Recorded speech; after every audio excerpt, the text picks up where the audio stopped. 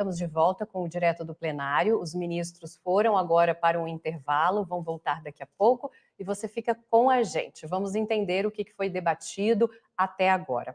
A sessão de hoje começou com uma ação que questiona o índice de correção do FGTS. Logo no início, o advogado-geral da União, Jorge Messias, pediu a palavra e ajustou a proposta do governo para a correção do fundo. Vamos ouvir a defesa dele.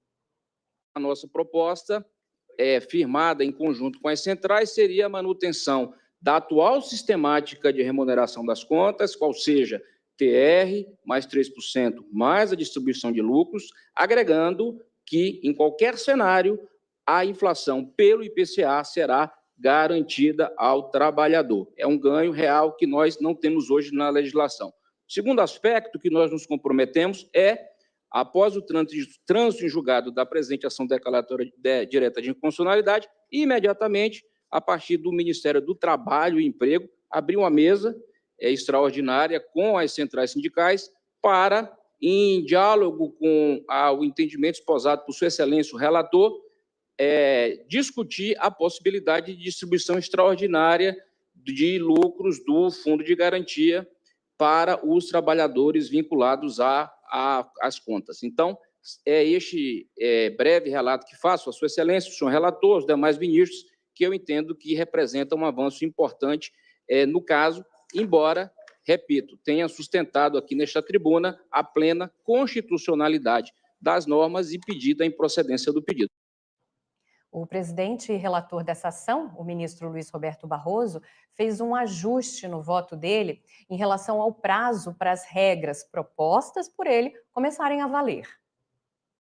Eu mantenho o voto que encaminhei e apenas, dependendo de como evolua a discussão, eu apenas consideraria a possibilidade de adiar o início de vigência da nossa decisão de 2025 para 2026, em razão dos fatos ocorridos no Rio Grande do Sul e de uma importante quantidade de saques ocorridas no FGTS, precisamente para financiar a recuperação do Rio Grande do Sul. Portanto, dependendo de como evolua a votação, não sei se vai prevalecer a minha proposta, mas se ela vier a prevalecer, eu consideraria e submeteria aos colegas o adiamento do início da vigência para 2026 do novo critério de cálculo. E depois foi a vez do ministro Cristiano Zanin declarar o voto dele. Zanin tinha pedido vista desse processo, ou seja, ele pediu mais tempo para analisar essa ação e hoje ele acabou abrindo uma divergência. Ele discordou do relator e considerou que essa ação que questiona a correção do FGTS e quer mudar essa remuneração é improcedente. Vamos conferir. Eu estou julgando improcedente esta ação direta de inconstitucionalidade, seja em razão da natureza peculiar e complexa do direito ao FGTS, que não se confunde, na minha compreensão, com mera aplicação financeira, seja em razão da autocontenção devida pelo Poder Judiciário em questões que são eminentemente da política econômica e monetária, seja em razão da evidência de que o legislador não tem se descurado do seu dever de realizar o devido balanceamento político entre as dimensões individual e social do FGTS, sem sacrificar uma em benefício da outra.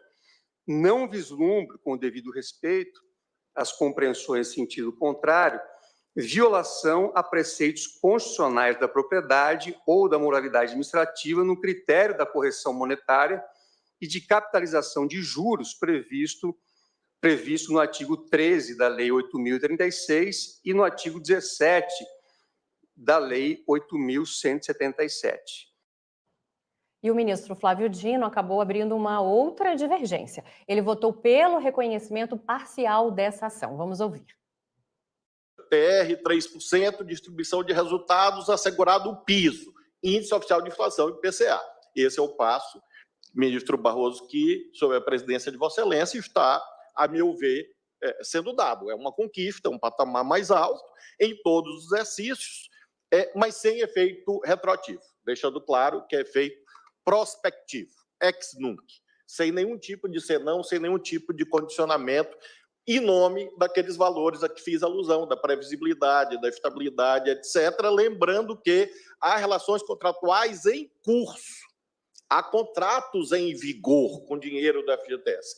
Por isso, também, numa certa alusão ao artigo 5º, inciso 36 da Constituição, a proteção do direito adquirido, conjugado e do ato jurídico perfeito, considero que o dispositivo do meu voto é, no sentido da parcial procedência, letras A e B do documento das centrais sindicais.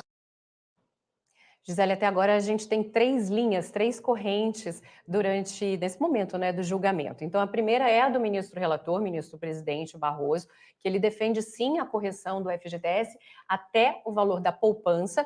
Aí veio o voto divergente do ministro Zanin, improcedente, não cabe essa ação.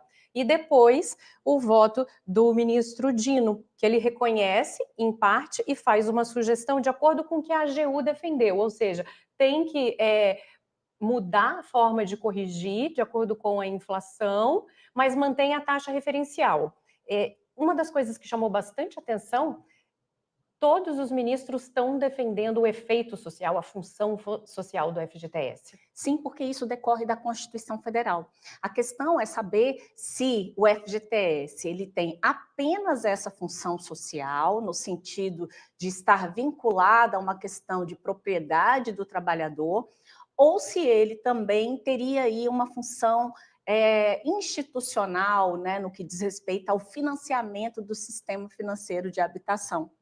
E a grande divergência que nós pudemos observar exatamente dentro do plenário do STF foi nesse sentido, né? Essa primeira corrente, que foi a corrente inicializada pelo ministro Luiz Roberto Barroso, ele trouxe aí uma impossibilidade do trabalhador ser obrigado a ter essa reserva, né, porque não é algo facultativo, é uma imposição, 8% do salário do trabalhador é descontado todo mês para compor esse fundo. Né? Então, esta corrente ela se baseia exatamente no fato de que da compulsoriedade desse desconto e da necessidade desse trabalhador ser remunerado, no mínimo, no percentual da poupança. E da forma como está, nem sequer chega a esses valores. Baixa, né? É isso que é a alegação. O fator de correção hoje é tão baixo que não acompanha a inflação, perde o poder de compra, ou não está acompanhando. Isso. A TR ela não consegue acompanhar o ritmo, né, de mercado. E o ministro Luiz Roberto Barroso entende que, no mínimo, seria interessante que tivesse, pelo menos, aí este acompanhamento das taxas que são aplicadas, como acontece na poupança. Então, o ministro Luiz Roberto Barroso, e ele foi acompanhado também pelo ministro André Mendonça, ministro Nunes Marques e também pelo ministro Edson Fachin, ele entende que não é o trabalhador que deve arcar com essas políticas de financiamento, né? Que esse ônus é um ônus que cabe ao Estado e não ao trabalhador. E esse tipo de... Quando você impõe, né, essa distribuição, né, dessa obrigação em relação ao trabalhador para financiar esses recursos de sistema financeiro de habitação, você estaria mexendo no direito de propriedade do trabalhador. E aí vale a pena a gente até lembrar, né, que na Constituição Federal tem um dispositivo que trata exatamente o seguinte, o artigo 7º da Constituição Federal. São direitos dos trabalhadores urbanos, rurais, além de outros que visem a melhoria de sua condição social. E aí lá no inciso 3 diz, Fundo de Garantia do Tempo de Serviço. Então, esta primeira corrente, ela se baseia exatamente nesse aspecto. Olha, é um direito do trabalhador, é propriedade do trabalhador, e sendo propriedade do trabalhador, ele merece, ele tem o direito que isso seja remunerado, pelo menos, no mínimo, com os percentuais que são aplicados ali à poupança. Mas nós tivemos hoje um voto divergente, dois, né? Um foi aberto pelo ministro Cristiano Zanin e o outro pelo ministro Flávio Dino. Mas essa outra corrente que se abriu, que até traz aí resultados divergentes em relação ao julgamento da ação, mas elas levam aí basicamente em consideração o outro caráter do FGTS. né? Porque o FGTS, ele também, de acordo com a legislação que trata, que é a Lei 8.036 de 90, estabelece o seguinte, olha, as aplicações com os recursos do FGTS, eles podem ser realizados em habitação, saneamento básico, infraestrutura urbana, operações de microcrédito, operações de crédito destinadas a entidades hospitalares, filantrópicas. Então, veja, e aí eles fundamentam, né, essa corrente no sentido de que o FGTS foi pensado desde o início como além de naturalmente gerar um tipo de economia forçada, né, uma poupança forçada para o trabalhador, mas a principal função, ou melhor, paralelamente a essa função, né, que seriam as duas funções principais dos recursos do FGTS, seria o financiamento da habitação. E o interessante é que o fundamento da decisão do ministro Luiz Roberto Barroso, acompanhado pelos demais que seguiram essa corrente, é no sentido da proteção do trabalhador. E o fundamento da outra corrente também é no mesmo sentido, né? Só que a lógica, né, da decisão e das consequências da decisão, ela é completamente diversa. Uma seria, vamos proteger o trabalhador de forma que aquele dinheiro que é dele seja corrigido de acordo com a inflação, e a outra, a sugestão do ministro Dino, também vamos corrigir, mas ao mesmo tempo a gente tem que garantir e não pode fazer uma correção tão alta, porque se você sobe essa correção, você mexe nesse fundo de forma que aumenta a taxa de juros para quem precisa da casa própria, que é a própria população. Exatamente. Porque é desse dinheiro, né, do fundo de garantia que sai Minha Casa Minha Vida e também outras obras públicas. Exatamente, foi essa argumentação. Ele citou, né, os trabalhadores da construção civil. As correntes que estão postas na mesa do plenário do Supremo Tribunal Federal, todas elas levam em consideração você resguardar os interesses daquelas pessoas que têm menor condições de renda e levam para a reflexão ali dos ministros, de um modo geral, sobre essa questão relacionada a direito de propriedade e sobre essa outra função relacionada ao financiamento de políticas públicas. O ministro Luiz Roberto Barroso entende que esse financiamento de políticas públicas não deve ser arcado pelo trabalhador. Já os ministros que votaram em sentido contrário, né, a esta posição, entendem que o FGTS ele tem que ter um caráter não só individual, mas ele também tem esse caráter coletivo de financiamento público. Inclusive, o ministro Flávio Dino, nessa fala que foi destacada agora há pouco, ele menciona, né, sobre contratos de financiamento de habitação que já foram celebrados e que levam em consideração a gestão desses recursos. E um dos ministros falou, o FGTS ele tem um uso regulado do governo, né? Ele citou essa questão também, o governo está regulando isso. O ministro mencionou exatamente sobre essa opção legislativa, né, da remuneração acerca desses fundos, e que não teria direito adquirido à correção monetária, que o Supremo Tribunal Federal já teria por diversas vezes decidido exatamente essa ausência de direito subjetivo à correção monetária. O ministro Cristiano Zanin mencionou que, por não haver esse direito subjetivo à correção monetária, e tendo em vista que não se trata de uma aplicação financeira, não é um investimento, ponto, exatamente, foi uma frase boa. Ele mencionou muito, olha, isso não se trata de um investimento, nós não podemos olhar, né, de acordo com essa primeira divergência, para o FGTS e entender que isso vai dar uma rentabilidade de mercado. Assim entendendo, né, levando em consideração exatamente o que a lei do FGTS fala sobre o financiamento, né, de programas habitacionais, além de outras destinações legalmente previstas, é por isso que o ministro Cristiano Zanin entende, olha, se não há direito subjetivo à correção monetária, se não se trata de uma aplicação financeira, não se pode olhar o FGTS com as mesmas regulações de mercado.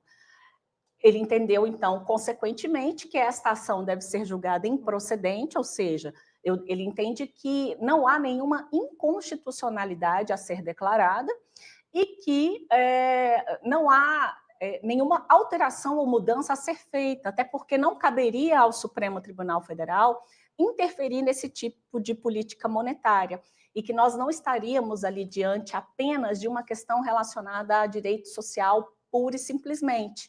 O ministro Alexandre de Moraes, ele também trouxe essa visão falando sobre essa natureza híbrida do FGTS, né? Ela tem essa natureza patrimonial, mas ela também tem essa natureza social, e que são valores, né, muito vultuosos, que essas correções relacionadas ao FGTS, elas podem ter como reflexo o obstáculo a milhares de impedimentos de pessoas de baixa renda terem acesso a um programa habitacional com menor taxas de juros. Então, o ministro Flávio Dino também se alinhou um pouco dentro desses fundamentos, mas ele entende que deve haver, pelo menos, ali aquilo que foi sugerido pelos conselhos de classe em conjunto com a Advocacia Geral da União, no sentido de permanecer a taxa referencial, mais os 3% ao ano, com a divisão ali dos lucros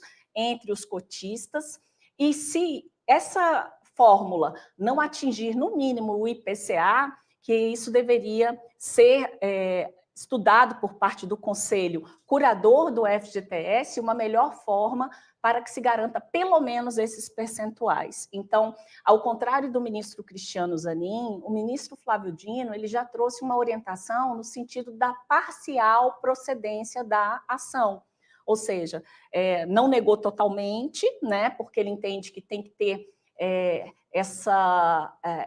a taxa referencial, ela deve ser utilizada, deve ter os 3%, e deve também ter essa divisão dos lucros, mas ele trouxe essa questão do IPCA, né? Tem que atingir o IPCA. No mínimo o IPCA. E essas questões relacionadas à FGTS, Flávia, elas sempre demandam muita discussão, porque interessa a muitos trabalhadores, né? Grande parte da população brasileira ela está submetida a contratos de trabalho regidos pela consolidação das leis trabalhistas, e esses trabalhadores eles têm compulsoriamente esses descontos de 8% na sua folha de salários. Então, é por esta razão que isso interessa muito. A gente sabe também, né, que o FGTS ele tem uma série de possibilidades de uso, né? Só no âmbito, para você ter uma ideia, do Supremo Tribunal Federal, quando esta ação chegou até o STF, a notícia que nós temos é que em torno de 800 mil casos aguardam um posicionamento do Supremo Tribunal Federal. E segundo números, né, do Anuário da Justiça, em 2023, o CNJ apontou que só em relação a discussões envolvendo o FGTS, houve na Justiça um aumento de 5,8% em 2023. Então, assim, é um tema que gera muito debate no Poder Judiciário, gera uma enxurrada de ações também, né, que as pessoas ficam todas muito preocupadas com essa questão da correção. E a gente sabe que realmente é um valor ali extremamente importante que foi previsto para ser utilizado em situações específicas, né? A pessoa pode fazer o saque no momento da rescisão contratual, existe ainda aquela possibilidade da dispensa sem justa causa, em que nós temos a questão da multa de 40% sobre o FGTS, tem as hipóteses dos saques, né? Possibilidade de saque aniversário ou saque rescisão. A pessoa saca um percentual do valor de todo o saldo dela, do FGTS, né, todos os anos, para explicar um pouquinho melhor. Sim. Existem essas duas opções. Essas duas opções. E pessoas com doenças gravíssimas também podem ter acesso ao FGTS, né? Podem ter acesso ao FGTS. Além também do que nós vimos, inclusive agora recentemente, sobre o que foi permitido, né, em relação ao saque calamidade. No Rio Grande do Sul. No Rio Grande do Sul. A legislação estabelece que o trabalhador possa sacar um valor específico, né, quando está diante de desastres naturais, como alagamentos, deslizamentos de terra, fortes chuvas. e situações dessa natureza que acabam atingindo ali o trabalhador. Então, de fato, a ideia do FGTS ela veio exatamente para acabar com a questão da estabilidade, porque o trabalhador, né, regido pela CLT, ele não tem nenhuma estabilidade ali no emprego. Então, como forma de compensar essa ausência de estabilidade, né, o FGTS ele vem exatamente para poder, além de ser utilizado para essa poupança forçada, ele também veio para ser utilizado em questões relacionadas ao sistema financeiro de habitação. Gisele, o ministro relator, o ministro presidente Barroso, tinha colocado anteriormente na tese dele que essa decisão proposta por ele, né, se for vencida, passaria a valer no ano que vem. E ele ressaltou, olha, eu vou mexer nesse prazo exatamente por causa da questão do Rio Grande do Sul. Passou para 2026. Por que essa preocupação? Por conta das contas públicas, né? Muitas pessoas foram obrigadas a fazer esse saque de calamidade. E a partir do momento em que você faz esse saque de calamidade, né, em relação a toda a população que acabou sendo atingida por esse desastre, o maior desastre, né, hídrico que se tem notícia no Brasil e no estado do Rio Grande do Sul, isso acaba diminuindo os valores que estão nessas contas vinculadas. Então, se a decisão, né, o que o ministro fez foi ponderar os efeitos da decisão do Supremo Tribunal Federal. Inclusive, esse aspecto é um aspecto bem esclarecido pelo ministro e frisado pelo ministro Luiz Roberto Barroso, no sentido de que a decisão dele, que é pela procedência da ação, é para que apenas a partir de 2026 esse entendimento que ele propõe comece a ser aplicado, ou seja, a partir de 2026 para frente, esse entendimento, caso prevaleça, é que deverá ser seguido, né? Ou não alcançaria os contratos anteriores já celebrados. Isso quer dizer o seguinte, a cada quando houver um novo depósito, é esse valor novo que for depositado a partir de 2026 é que vai ser corrigido dessa forma. O que já ficou para trás permanece do jeito que está. Ele traz uma proposta também em relação a possíveis que o próprio Legislativo e o Conselho Curador do FGTS, em relação aos atrasados, né, que eles pudessem administrar isso da forma como entenderem conveniente. Mas, diante desse ajuste de voto que foi colocado pelo ministro Luiz Roberto Barroso na sessão de hoje à tarde, ele não chegou a reafirmar essa posição que havia sido mencionada anteriormente. Então, eu acredito que seria apenas mesmo para novos contratos, e caso essa posição seja vencedora, creio eu que ele irá esclarecer sobre essas questões quanto a valores já recebidos e que já foram contabilizados. Mas a ideia e preocupação do ministro Luiz Roberto Barroso é exatamente não onerar o poder público em relação aos cálculos que já foram feitos até então. Então, a decisão do Supremo, ela não viria aí para determinar a forma de cálculo desses valores anteriores, né? O ministro Flávio Dino já entende que essa seria uma intervenção indevida do Poder Judiciário no âmbito das finanças públicas, né? E que essa discussão estaria muito mais ligada ao sistema financeiro e que demandaria por parte dos ministros do Supremo Tribunal Federal também pensar em situações relacionadas à responsabilidade fiscal. E na visão do ministro Flávio Dino, a responsabilidade fiscal ela não está apenas relacionada ao controle de gastos, mas também à administração dessas receitas. E aí a gente viu, portanto, o plenário, né, com essas três correntes. O tema, ele é um tema que movimenta e suscita realmente muitas discussões, muitos debates. Todos os ministros, é até engraçado, né, Flávia, porque a gente ouve o argumento de um ministro e fala, tem razão, e depois a gente vai e ouve os demais argumentos e também verifica assim, o quão faz sentido, né? O ministro Fachin, inclusive, falou que é uma encruzilhada. Eu destaquei essa palavra dele. Exatamente. E pelo que nós já estamos vendo, né, no plenário do Supremo Tribunal Federal, tudo leva a crer que essa decisão será tomada por maioria, que não haverá unanimidade em relação a essa decisão. Ainda faltam muitos ministros a votarem e também há possibilidade de ajuste de votos até o final do julgamento, né? Porque os ministros, a partir das considerações que vão sendo colocadas pelos seus pares, eles podem ir ali ajustando ou não a decisão que já foi proferida. A exemplo do ministro Edson Fachin, que já veio, né, tendencioso a acompanhar o relator da ação direta de inconstitucionalidade, que é o ministro Luiz Roberto Barroso, e que também se ajustou a essa questão do prazo a partir... Ele concordou com o ministro Barroso. Concordou com esse prazo, com esse ajuste também em relação ao prazo. E essa questão do prazo, Flávia, ela tem a ver, inclusive, com a chamada modulação dos efeitos da decisão. O Supremo Tribunal Federal, quando ele julga uma lei inconstitucional, significa que essa legislação é inconstitucional desde quando ela entrou em vigor. Mas, por questões de segurança jurídica, é possível que o STF faça o que a gente costuma chamar de modulação dos efeitos. Então, quando o Supremo Tribunal Federal, a exemplo do que fez o ministro Luiz Roberto Barroso, estabelece um marco diferente para a produção dos efeitos da decisão da Suprema Corte, o que ele está fazendo, na verdade, é modular os efeitos. O que isso significa?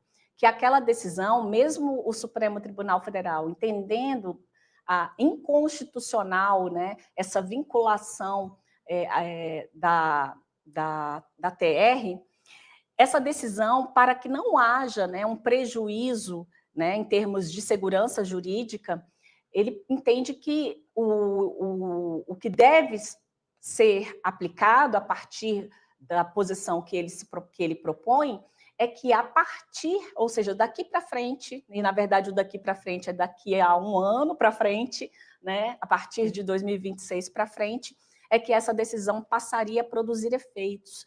Então, o que os ministros, na verdade, entenderam dessa maneira é que, ainda que o Supremo declare que, da forma como está, não pode ficar, porque isso é inconstitucional, porque o trabalhador acaba sendo maior prejudicado em relação a essa remuneração, por entender que isso é um direito do trabalhador, que ele é que deve dispor e que ele não pode ser obrigado a ter uma remuneração tão baixa, inferior até mesmo à remuneração da poupança. Essa decisão, então, de acordo com essa corrente, valeria apenas a partir de 2026.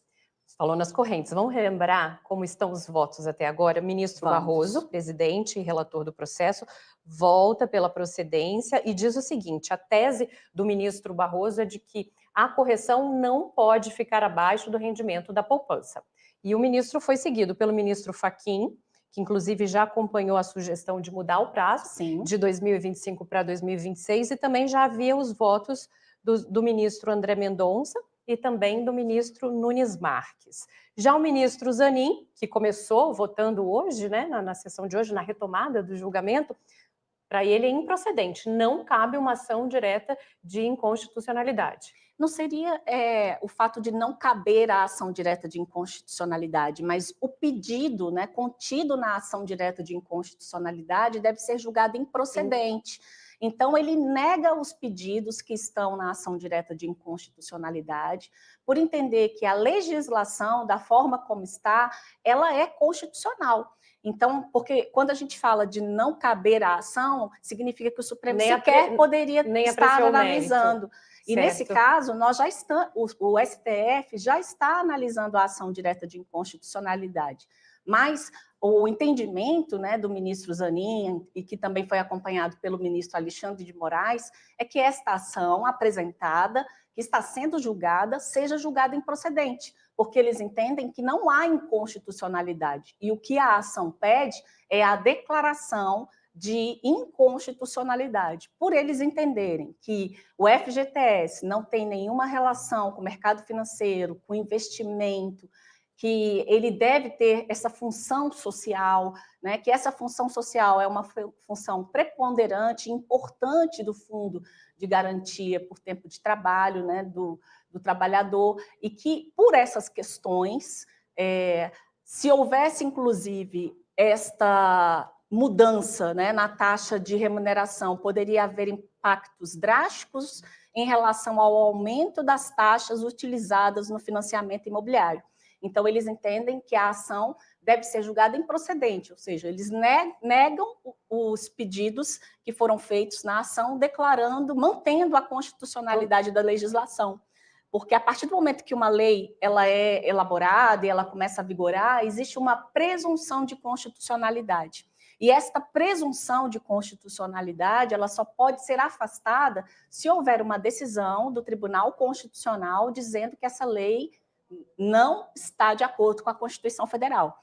Os ministros Cristiano Zanin e ministro Alexandre de Moraes entendem que a lei é constitucional, que não há esses dispositivos, né, que estão sendo questionados, eles não estão em desconformidade com o texto constitucional. E a terceira corrente é o voto do ministro Flávio Dino. Ele fala que é parcialmente, ele acata de forma parcial essa ação, e ele faz a sugestão, olha, vamos manter a TR mais os 3% ao ano, mas de tal forma que se atinja a correção, quer dizer, quando não atingir a inflação, quando essa soma não atingir o percentual da inflação, o Conselho Curador do FGTS vai ter que compensar para que o trabalhador que tem aquele saldo não fique prejudicado, porque enquanto essa ação que foi o Partido da Solidariedade, né, que entrou com essa ação, ele diz o seguinte: sim, atualmente esse saldo ele está sendo corrigido muito baixo, ele aumenta, mas é muito pouco, não atinge a inflação, por isso que ele questiona o uso da taxa referencial. E aí o ministro Flávio Dino diz o seguinte: não, vamos manter TR mais 3% ao ano, sim, mas se a gente não chegar ao percentual da inflação, o Conselho Curador decide. Ele está alinhado com a proposta defendida pela AGU. Sim, pela Advocacia Geral da União. A Advocacia Geral da União, até mesmo antes, né, desta sessão plenária, já tinha ajuizado neste processo, né, um documento propondo um acordo nesse sentido, né? Inclusive, esse julgamento do FGTS, ele começou há mais de um ano e foi interrompido por um pedido de vista do ministro Cristiano Zanin. E durante esse período em que o processo ficou disponível para a melhor análise do ministro Cristiano Zanin, tivemos a apresentação, inclusive, desta proposta por parte da Advocacia Geral da União, que, segundo informou o advogado-geral da União, ele teria acertado, né, juntamente com os conselhos sindicais, com os conselhos relacionados ao sindicato. Então, o ministro Flávio Dino, ele vota exatamente nessa mesma direção. E ele pontuou algumas questões interessantes em relação ao voto dele, claro, falando também sobre essa questão de que o FGTS não pode ser visto apenas sob o prisma de uma propriedade, que seria realmente uma propriedade, mas que tem um caráter estatutário, um caráter institucional, né? E aí ele falou sobre as hipóteses de intervenção, né, do poder público no domínio econômico, elas são excepcionais. Então, ele levou em consideração esse trecho da Constituição Federal que fala sobre ser excepcional a intervenção no domínio econômico por parte do poder público, previsibilidade e calculabilidade do direito, e ele também falou, quando tocou nesse ponto, sobre a cautela que deve ter o Poder Judiciário em demandas desta natureza, falou sobre responsabilidade fiscal, né, que seria um terceiro aspecto a ser analisado, e que a responsabilidade fiscal também como direito fundamental do cidadão, no sentido de tanto se levar em conta as despesas que você vai gerir, mas também o fato de não adquirir mais despesas e trabalhar em cima dessa gestão fiscal, e também sobre a autonomia privada coletiva, que foi exatamente nesse ponto que ele votou por prestigiar as convenções e acordos coletivos do trabalho.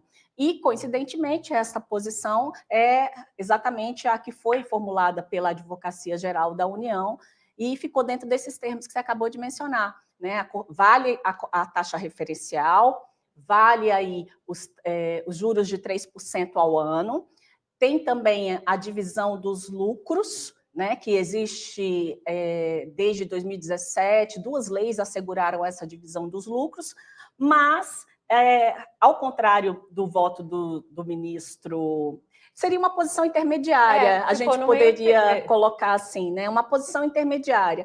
O ministro Barroso, né, liderando uma corrente, entende que tem que ter a correção da poupança, o ministro Zanin entende que não deve ter nenhuma correção semelhante à da poupança, porque a natureza do FGTS, ela tem aí não só a questão da propriedade, mas ela tem essa função de financiamento habitacional. E aí o ministro Cristiano Zanin, entendendo que nem bem uma coisa, nem bem outra, né? Que teríamos aí uma mudança, né, na fórmula do cálculo a partir do momento em que se inclui aí o índice mínimo do IPCA para a correção dessas contas. Tá certo, Gisele.